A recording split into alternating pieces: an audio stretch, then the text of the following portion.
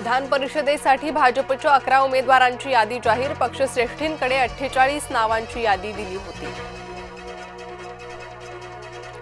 महायुतीत रायगडमधील जागेवरून तणाव कायम असल्याची शक्यता. एकनाथ शिंदे अजूनही वेट अँड वॉचच्या भूमिकेत. रायगडमधून महेंद्र दळवी माघार घेणार नसल्याचे संकेत. कोकण मतदारसंघाच्या बदल्यात शिवसेनेनं पालकमंत्री पद घेतल्याची चर्चा. भरत गोगावलेंचं पालकमंत्री बनण्याचं स्वप्न अखेर पूर्ण होण्याच्या मार्गावर. महायुतीत नाशिक विधान परिषदेची जागा शिवसेनेकडे. नाशिकच्या जागेवरून महायुतीत होती जोरदार रस्सीखेच. नरेंद्र दराडे यांना शिवसेनेकडून उमेदवारी. संभाजीनगर विधान परिषदेसाठी भाजप विरुद्ध उबाठा लढत. उबाठाकडून देवयानी पाटील डोणगावकरांना उमेदवारी. भाजपकडून संभाजीनगरातून भाजप जिल्हाध्यक्ष सुहास शिरसाटांना संधी. धाराशिव, बीड, लातूरमधील महायुतीचा उमेदवार ठरला. काँग्रेसमधून आलेल्या बसवराज पाटलांना उमेदवारी. विधान परिषदेच्या अर्ज भरण्यासाठी उरले अवघे काही तास. उमेदवारी अर्ज दाखल करण्यासाठी आज शेवटचा दिवस.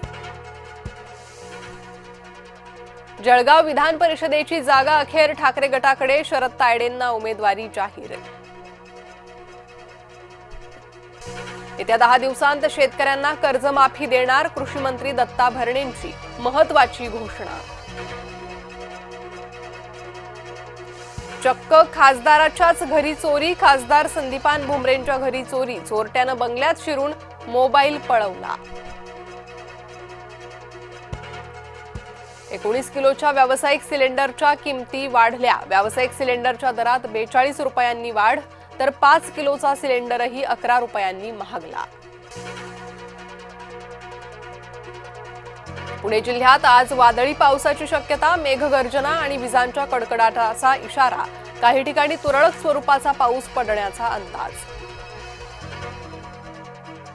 रेल्वे प्रशासनाविरोधात डोंबिवलीकर आक्रमक. एकमेव मैदान वाचवण्यासाठी सर्वपक्षीयांसह क्रिकेटपटूंचं आंदोलन. सिद्धिविनायक मंदिराशेजारील 140 मराठी कुटुंब बेघर.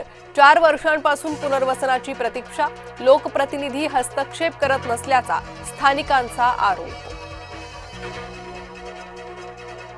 इस्रायलचा लेबनॉनवरील हल्ल्याचा परिणाम कच्च्या तेलावर. कच्चं तेल प्रति बॅरल $93वर.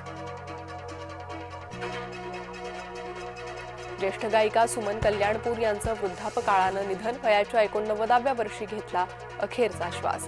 भावगीतांची सम्राज्ञी हरपली. संगीत क्षेत्रावर शोककळा. जीटीला हरवत आरसीबी सलग दुसऱ्यांदा आयपीएल चॅम्पियन. 5 गडी राखत मिळवला विजय. चेसिंग किंग विराटची नाबाद 75 धावांची निर्णायक खेळी. माही रोहितच्या पंक्तीत आता पाटीदारही. आयपीएलचे विजेतेपद सलग दुसऱ्यांदा जिंकणारा तिसरा कर्णधार बनला रजत पाटीदार.